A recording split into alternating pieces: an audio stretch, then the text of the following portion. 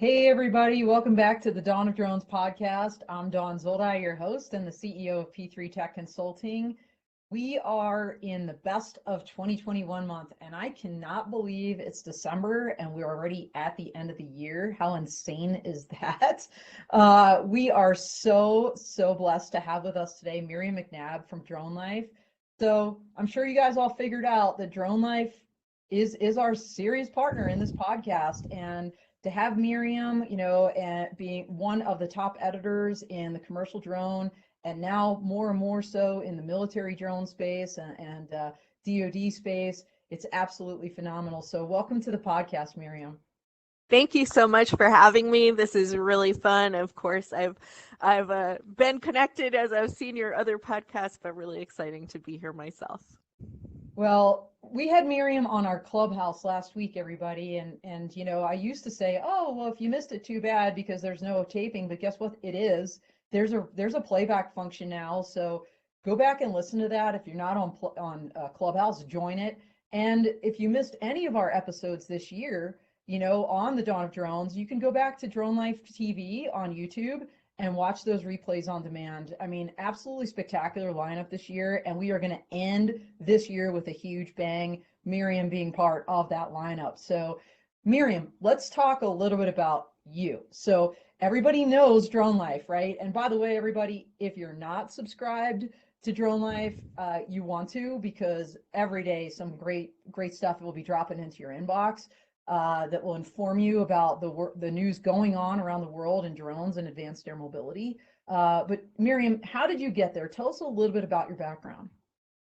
So I am a serial entrepreneur, and in 2013, a group of investors and our publisher, who was a veteran of ZDNet and other news sites, brought us in to help him build out this new site, on this really new niche thing, commercial drones. And so in the beginning, they needed somebody to produce content.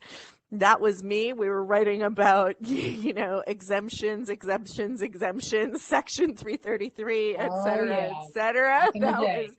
That was it. I wrote 2 stories a day, Monday through Friday.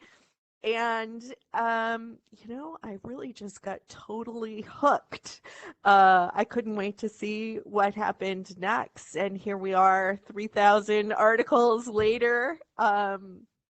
I still don't understand all of the 3-letter acronyms, but I feel like I've had the best job I've ever had. I love going to shows. I love seeing people in the industry. This is kind of an amazing point in time in this industry to be witnessing and writing about and participating in. So I get new stuff across my desk every single day. Really exciting and just so interesting every single day. Absolutely. I mean, you just said a couple things that I think are great segues into what we'll be talking about, which is this year. I mean, you talked about inflection point. What a year it was. I mean, COVID aside, right? We're kind of hopefully coming out of that. I know there's an I think if it showed us anything, it's that drones can really do some great things for society, especially as the ultimate social distancer, right? So by the way, everybody, before I start asking Miriam questions, ask your questions, right? This is live, so drop your questions in the chat. You've got this expert here, so don't waste this time. I can ask her questions all day long and even after this, but drop in where you're from, what you're doing, what questions you have, and give us some positive encouragement. We always love that. But back to 2021, Miriam, and let's talk about drones in particular. So much happened this year, this term inflection point.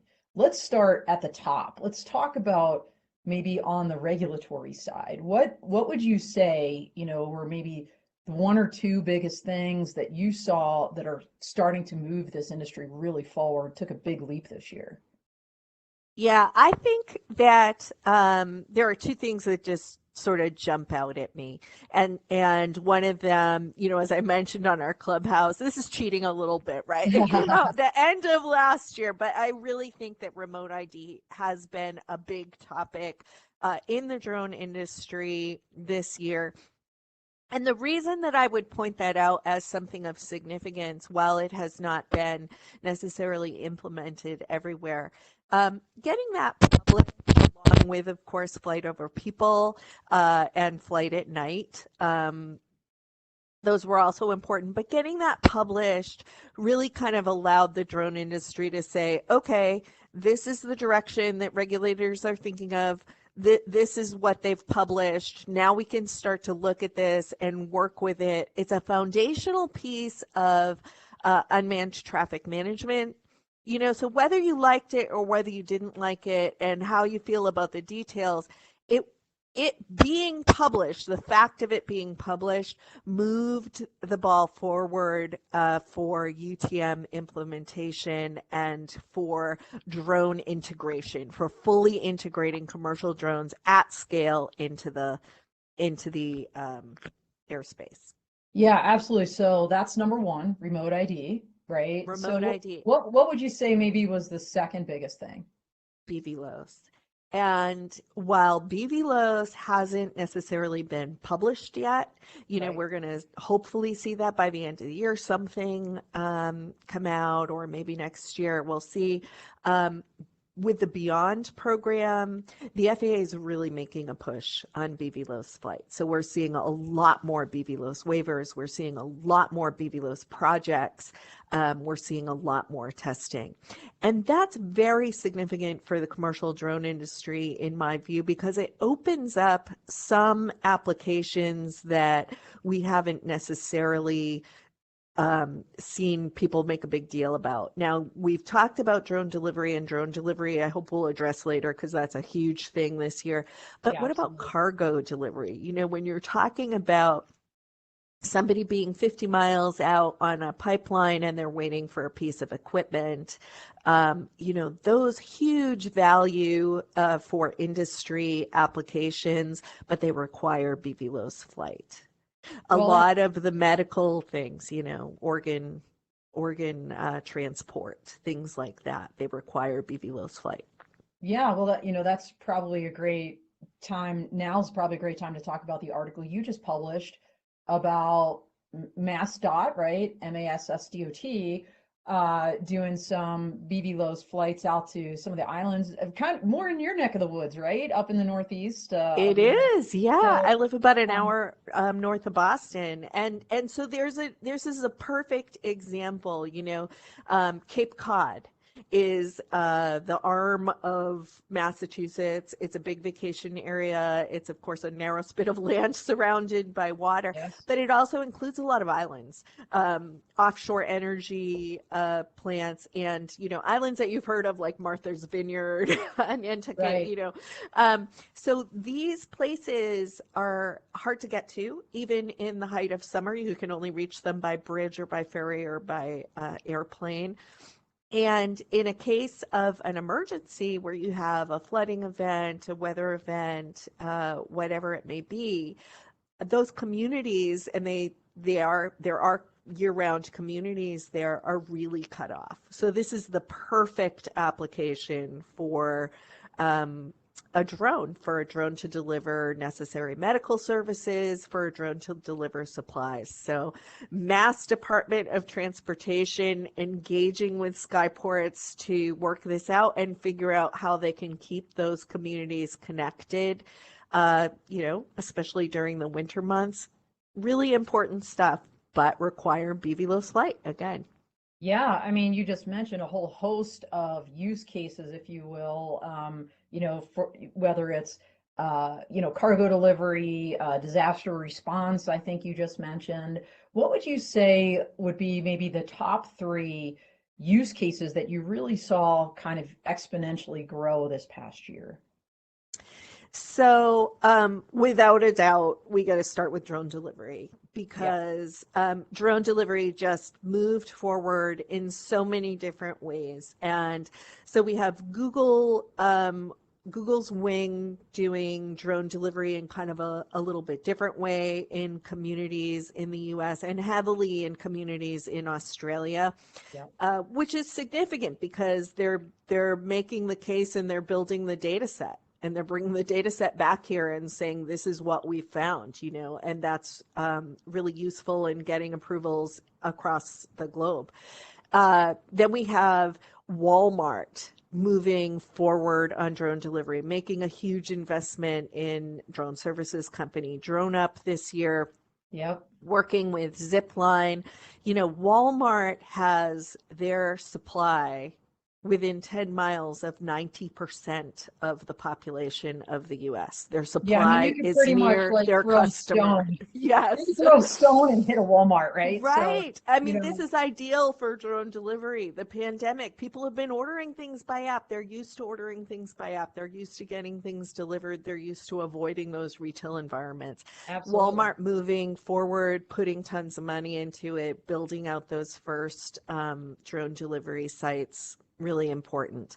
And also medical drone delivery kind of continuing. And in the pandemic, you know, I think people are seeing the value. This isn't just about burritos. This is about delivering medicines to the senior community where you really don't want vulnerable people to have to be exposed to a retail environment, you know, in this particular case, all kinds of things. So drone delivery, definitely number one. Number two, I really have to say that public safety has taken a leap forward in using drones. Just such great new developments, great new products out there, a lot more adoption, and shout out to those public service agencies, you know, drone responders and Chula Vista and all of the actual community policing that's happening. They're doing a great job communicating the benefit with the public, really maintaining transparency, really putting that at the forefront of their efforts. And we are seeing kind of good feedback from there. So when you use drones as first responders, you're really keeping everybody safe. You're keeping the officers safe. You're keeping the suspects safe. You're keeping the community safe. It's win-win-win all the way around. And so really a great application, and we're definitely seeing that grow this year. Yeah, you know, we talked about this, Miriam, but, you know, when the FAA did their Drone Safety Awareness Week back in September, you know, you posted up the videos that Dave Krause from Influential Drones and I did. And, you know, when I saw that one day's theme that the FAA put out, you know, public safety, public acceptance, initially I scratched my head like, what's the connection here? But then it was like, ding, ding, ding. Okay, yeah, they're like probably the most visible folks that are using these, right? Because the public may or may not see drones being used on a construction site or for methane emission, you know, monitoring, right? But they're both very important applications, but they are going to see it when it's happening in their community and the law enforcement are using it. So I agree, like folks like drone responders, you know, Chris Todd and AIRT, I mean, just doing amazing things this year. My last count, I feel like they were up to more than 5,000 members and growing.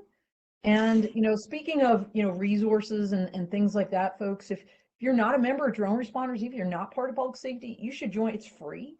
And they put out such great information. So, all right, so drone delivery, public safety, what's your number three? So my number three, I would have to say, is automation. So automation has been a big word in the drone industry for the last couple of years, but I got to say that this year it really sort of took on more significance.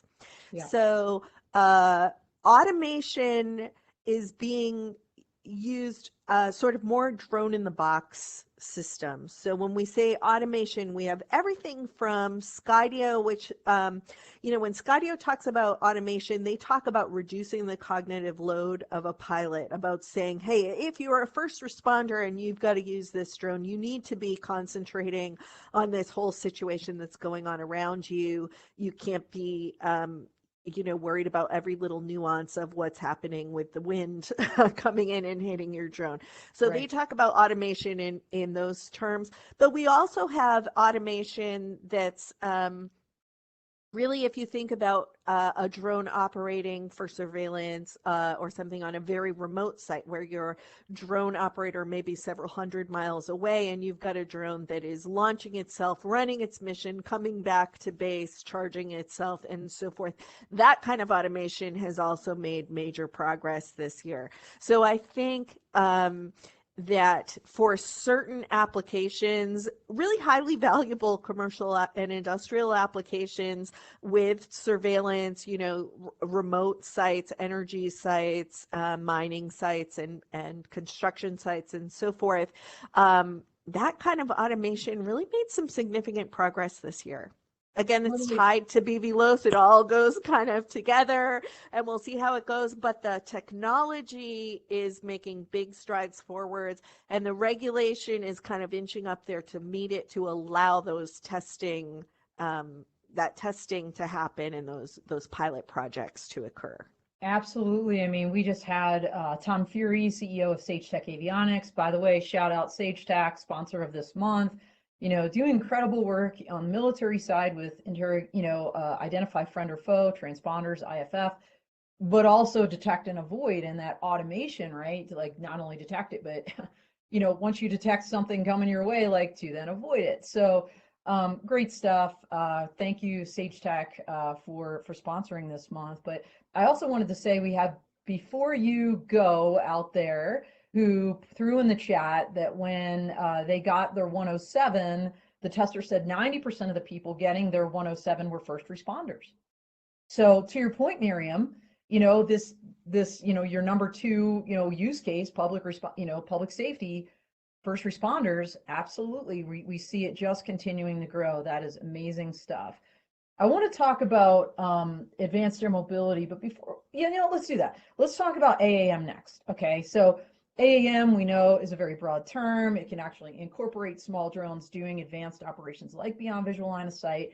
But let's talk about some of the larger aircraft, electric vertical takeoff landing, some of the things you're seeing in that kind of larger drone, larger cargo and passenger space. What would you say were kind of the top 3 developments this year for AAM? BVLOS aside.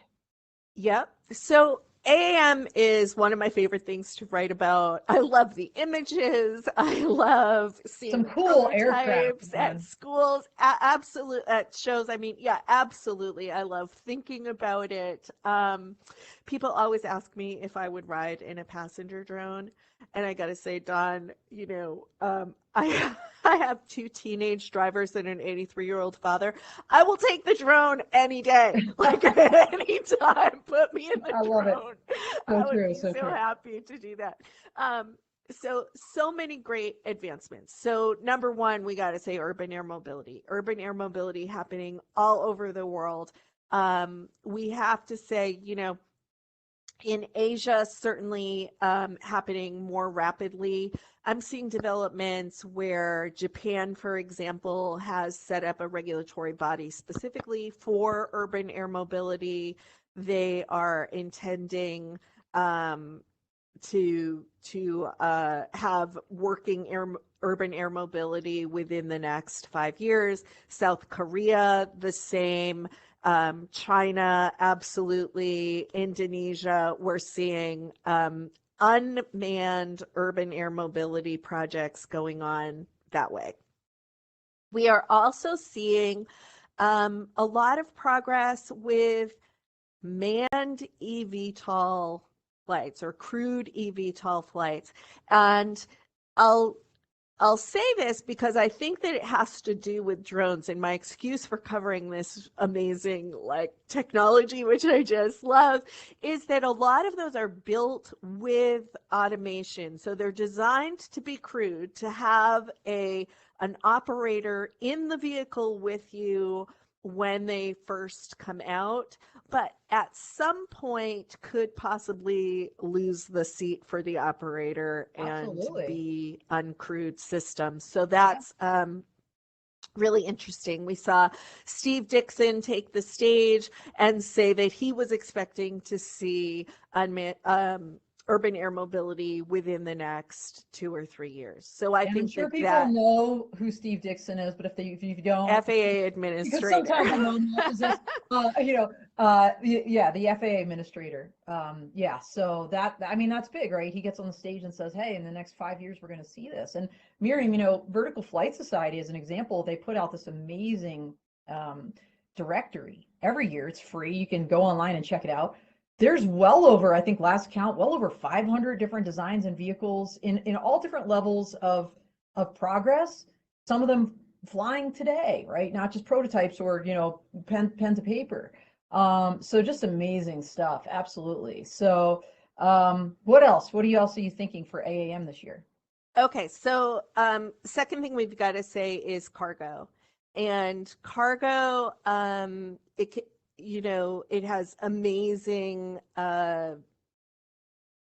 potential, I guess I would say, for industry. So eVTOL cargo drones shipped to shore in ports, as I mentioned, kind of out on pipelines, transportation infrastructure. So those cargo eVTOL aircraft, that's just a huge potential happening. Well, and it's actually happening in some locations, right? So I'll give you one example. Saberwing aircraft out of California, Ed DeReyes, by the way, sponsor of a Women to Watch Global Awards Leadership Award, which is kind of the one that I received in 2019. So it's like near and dear to my heart. They're doing that stuff, right? They're out there, I think in Alaska, and in the Hawaiian Islands, actually with their Regal aircraft, it's called, doing this work. So absolutely, these kind of aircraft doing cargo in the military, right? Military is highly interested in this. We've seen this with AFWorks and some of the early certifications they're giving, not just for, that, like you said, Miriam, the eventual, maybe even personnel recovery aircraft that will maybe only have one, what they call a PJ on board, the person that goes down and actually, has medical training and can get the person onto the aircraft and off the battlefield. But for cargo, all the services are looking at this. Absolutely. So what's number 3 in your book for AAM? I gotta say public safety again, wildfire response. So you have covered this on the Dawn of Drones podcast. It's a really huge application and it's huge progress. I mean, let's face it, the world was on fire this year in a horrible way. We need all the help we can get on this. And unmanned aircraft, eVTOL aircraft that can carry equipment to first responders, that can carry the sensors to enable more sophisticated fire management, all of those things. It's such a great application. It's such a help to communities. It's such a help to first responders. I would have to say that was one of the major applications we saw grow this year. Absolutely. And I think what you were mentioning was the podcast we had back in August, one of our first ones with Todd Spain of the Advanced Air Mobility Collective, whose mission in life is to bring together all of these different ecosystem resources to assist with disaster response with an emphasis on wildland firefighting and healthcare delivery. And then, of course, Ben Miller from my home state here, Colorado, the Colorado Center of Excellence for Advanced Technology Aerial Firefighting. It's a mouthful. But they're collaborating now, Miriam, and they're building this thing called the Forest Tech Center, and it's going to be a national and global treasure. So that funding's rolling in, and I'm so excited to see what happens in 2022. So great examples of some of the best things we saw in AAM. Let's talk writ large in, from small drones all the way up to large and just kind of the industry in general. And I want to pivot for a second because I just mentioned women in drones, and talk for a second about diversity or industry diversity and what we saw happen this year. Because we've seen some recent movement here, really, I'd say more towards the end of the year. Let's talk a little about that. What were your observations about industry diversity? So I have to say that, I think that there's a lot of progress being made And I think that there's recognition that we kind of need to make progress on this. When you have 5% of the industry, like, you know, and everybody's got help wanted signs up, like, hey guys, you know, you're missing out on a lot of the population. 5% is a really low number. On the other hand, here are you and me, like, we're not having Women's Week here. No. Right? You're doing your thing, I'm doing my thing. You know, I mentioned women in drones, right? Because I'm highly involved in that, the ambassador of the awards program. But this week, we're just, you brought on the editor of a news publication, and I'm talking to you know, one of the leading people in the drone industry doing podcasts. So this is not we're not having women's work. We're just doing our thing. Yeah. So I think that's progress right there, right? I mean, well, that's true, and you know, it's progress. Well, Miriam, I wanted to thank you because, you know, again, diversity, I mean, that's very broadly defined. And I mean, you published that article that I wrote. I mean, I had the absolute honor of writing about Rob Corbett and this idea of physical limitations or special abilities being something that we really need to consider when we think about inclusivity. You know, Rob, for those that don't know, go back and look at my article. It was published, Miriam published it on Veterans Day because Rob is an Air Force vet. You know, he's a quadriplegic and he's out there, like, you know, beating the drum, if you will, and helping others, you know, that have physical limitations to be able to fly drones because it's his passion. And I love what he's doing. And, you know, of course, you and I, you know, we come from a certain perspective, but you know, there's race, there's, you know, just diversity of thought, and all of those things are so important to advance the industry. And Miriam, what I loved this year was that the FAA started really taking a look at it. And you know, you and I talked about this offline. You know, they just changed the term, the acronym NOTAM, Notice to Airmen, to Notice to Air Missions, to make it more inclusive. And it was interesting to see the feedback on that. You know, I mean, to me, you know, words matter. And anytime you can, let's use the aviation term, open the aperture to make something more inclusive. And, you know, when somebody reads it, it doesn't shut them down immediately. I think that's progress. That's just my personal view. You know, now whether you agree, oh, it's to missions and not to certain people. It's like, okay, but the point was, it wasn't just necessarily about women. It was about drones. It was about eVTOL. It wasn't just about general aviation. So they really, I think, went out of their way to make it uber inclusive by making it missions. And I believe you feel the same way, but you know, there's a lot of people that don't. And you know, it's just interesting. But what I loved this year was some really strong men coming out and talking about these things. Frankly, white males, like, you know, Vertical Flight Society, Mike Hirschberg did an amazing editorial just about the engineering career field in general and how if we don't fix this problem and inspire the next generation, we are going to be out of Schlitz, you know, in less than 10 years and won't have the engineers or the mechanics to actually make all of these aircraft fly from small drones up to large.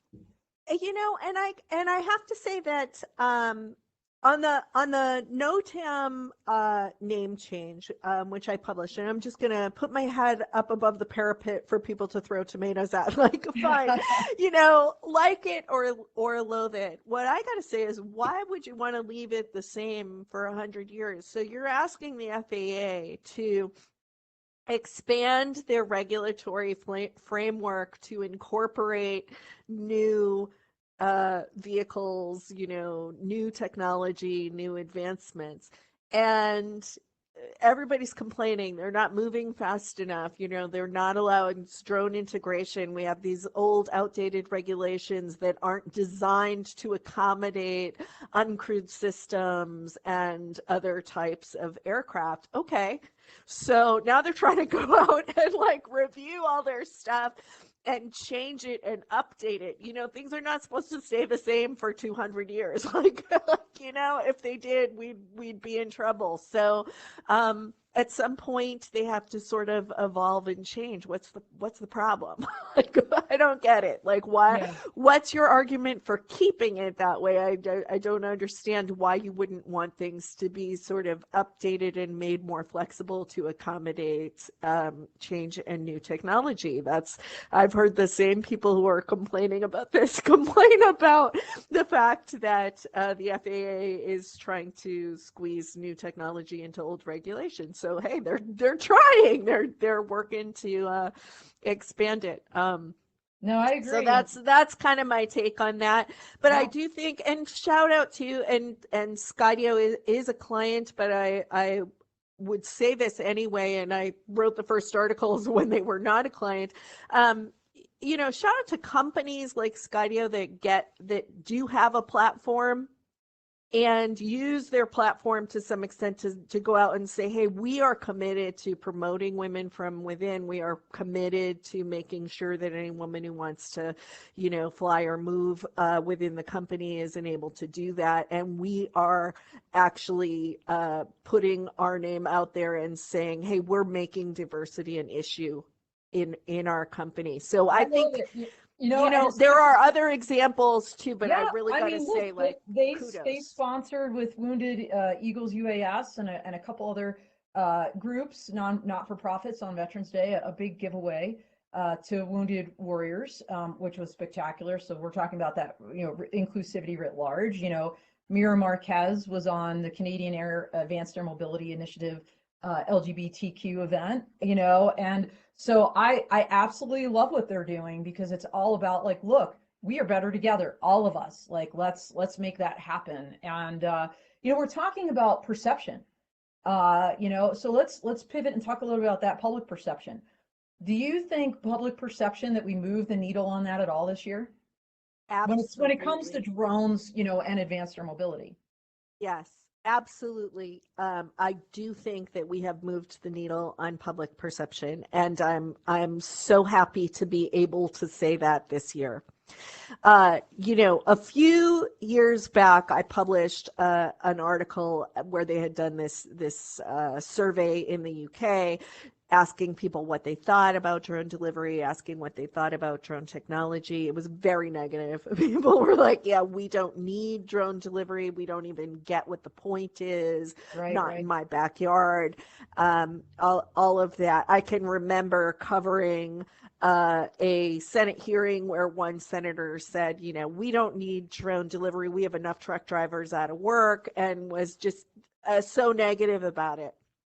And what I've seen this year is, Virginia Tech going out and doing research in Christiansburg, Virginia, which is Google Wing's test community for drone delivery, and asking those people, not the people who have just heard about drones, but the people who are actually experiencing drone technology in their community.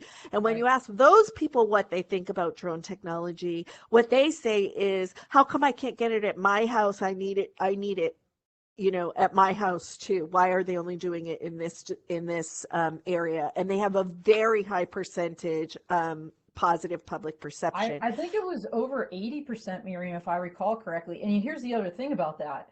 There is a nexus here, like what you're saying. Like, so this research on drone, it's that if you can see it, you can believe it. If you can see it, you can be it. And that applies across the board, whether it's accepting drones as a technology, whether it's accepting the fact that, as a young person, whatever walk of life I come from, I can get into this industry and be a part of it. I mean, there is definitely a nexus there. And I think that research that you're talking about kind of proves that concept of the acceptance that comes when you can visibly see the benefits and the positive, impacts of having this technology or these people involved in your industry. And I love that. So I totally agree. I think we have moved the needle a little bit. And, props to Virginia Tech and the folks they worked with. Folks out there like Flight Crowd in the advanced air mobility area out of the UK. Of course, in the United States, we have the Community Air Mobility Initiative, the Urban Low Altitude Transport Authority. My buddies from Jersey, I'm on that board, Truth in Lending. But so many groups out there that are really trying to get that word out of, hey, there is greatness here. And Advanced Mobility Collective, Nicole Ramsey, by the way, she says, I'm all for public safety, AAM. We're having some great stuff coming out of the Advanced Mobility Collective, and Nicole's a big part of that. She's kind of their, she's Sergeant Holka, the big toe of the collective. Let's just call her what she is. So great to have you out there, Nicole. Let's pivot for a second, Miriam. We don't have a ton of time left, and we have so much ground to plow, or airspace to fly in, I guess, to use the right, the right term here. Safety, security, privacy. Okay, I would call them the big three when it comes to drones, like and public perception. Safety, security, privacy. Let's just briefly talk about maybe any updates, anything that you saw in a positive way in any one of those areas in 2021. Sure. So, safety, security, and privacy is such an integral issue of drone integration. Yeah. And it's kind of, whose privacy are you talking about? You're talking about everybody's privacy. The privacy of the drone operator. Should everybody be able to know where your drone is? The privacy of the customer. Should everybody be able to know that you got a drone delivery from CVS, or the privacy of the community that the drone is flying over? What can the drone see? And everybody's got concerns here. Yes. And I think that we are making progress in addressing those concerns. And I think this goes back to what we just talked about. When you have the opportunity to experience drones in your community, then you kind of get that maybe not that the concerns aren't as important, but the reality of what the technology is doing becomes more clear. And so I am old enough to remember, Dawn, that when smartphones came out, everybody was up in an uproar. People are going to be filming you when you're on public transportation. People are going to be creepy. People are going to be posting images. Did that ever happen? Absolutely. There are like creepy people out there. Yes, of course. But am I giving up my smartphone or the camera on my smartphone? Absolutely not, because I know what the value of that smartphone technology is to me now. And it's way more important than the risk that there's going to be a creepy person in my car on the subway. Yeah. So I think that that's one thing, is as the value of drone technology goes forward, then those concerns are balanced a little bit more with, what the community actually experiences and what the real risk is. Okay, so that's one thing. I think when we're talking about security too with drones, because this is absolutely true, right? We've got a risk that drones are going to come over and disturb events or create really a security risk. Bad, do something bad. Absolutely. Fortunately, and unfortunately, right? So CNN, this, Miriam, CNN reaches out. I get my 5 minutes of fame. It's about some drone a year ago in Pennsylvania that had some copper wires and was at a electric substation. What was it going to do? And what made me sad about that was that I never got the chance to at the end say, but there's so many but there's so many drones with good stories. And so you get one like that, and then everybody talks about it, and that's the problem, is that that's what people latch onto when we're talking about public perception. But I think safety has come a long way with companies like White Fox Defense Technologies, which was our very first episode of this podcast ever, and the sponsor of our Impactful Use Cases Month. I really appreciate. And so many other amazing counter drone companies out there as well. So I think security and safety and privacy, I think we've come a long way. I think we have a long way to go. But what I will say about it, Miriam, I think you'll agree, it's all about transparency. Absolutely. It's about transparency, but also, just to go back to those security systems, they're getting better. And I actually like to call them sort of airspace access systems, because more and more sort of what they're doing is saying that's a drone that belongs here. and wait, this one we don't know who they are, but they're getting more flexible, they're getting more accurate, they're getting more easily transportable, right? So you can move them to, we're having a big event here, we need to set up that security in 3D, the way that we always set up 2D security with the police and the gates and the whatever. We know we need to set up security 3D. It's becoming sort of reality, and the tools are there to do it. No, absolutely. Gosh, there's so much I wanted to cover you, Miriam, and we have like 5 minutes left, which is a super bummer. Maybe what we'll do, we're going to save the predictions for 2022, maybe later. We'll talk offline about how we can do that. But let's talk a little bit about some of the key lessons learned this year. Like, what are some of the key lessons you've taken away as kind of the voice of the industry, and tracking all of the developments over the past year? We really need each other. So I know this is maybe not what you were thinking of, but we had the opportunity to go back to a couple of in-person events. And wow, when I was able to see people getting together and trading ideas and talking about their new technologies and getting business done, every single person I talked to was like, wow, I've gotten more business done in this few days than I had in months previous. We still need in-person events. We need each other. The drone industry is at such a stage of innovation and growth that we really need to communicate with other providers, with other technology sources to get together and make this happen. Yeah, absolutely. So looks like we're having a little technical difficulties at the end here, but I totally agree with what you're saying, Miriam. You and I met for the first time in person at AUVSI Exponential, and that was absolutely phenomenal. And when I was at Commercial UAV in Vegas, it was the first time that I got to see all of my colleagues on Clubhouse. We were meeting weekly every Thursday, and to see them in person was absolutely spectacular.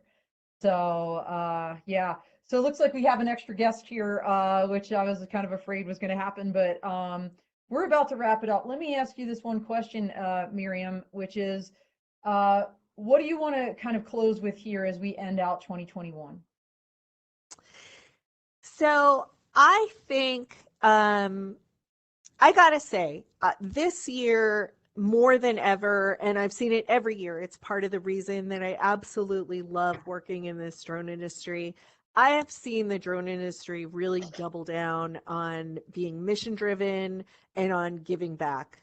So I have seen more and more companies donate their software to disaster relief and nonprofits. I've seen more and more companies volunteer their time and their services to deal with disasters, or even just to sort of train underserved communities. Really, the drone army is just so powerful and so impressive. It's more than just good intentions. It's a huge benefit to communities around the world. So I got to say, if I have to leave people with one thing about the drone industry, we're the drone army. It's phenomenal. It absolutely is. And what a year it's been. And thank you so much for helping us round out the year. Thank you so much for being such a great supporter of this podcast, and really for the whole industry. The things you write about, the companies you talk about, makes such a difference in letting people know what's out there, and that perception piece that we talked about. So thank you, Miriam. It was so great to have you. Everybody, we are closing out this episode here, but I want to remind you, this month continues on. We have actually tomorrow on our Clubhouse, 11 a.m. Mountain, 1 p.m. Eastern, Ernest Huffman from the North Central Texas Council of Governments. Texas is doing amazing things, and he'll be on this podcast next week as well.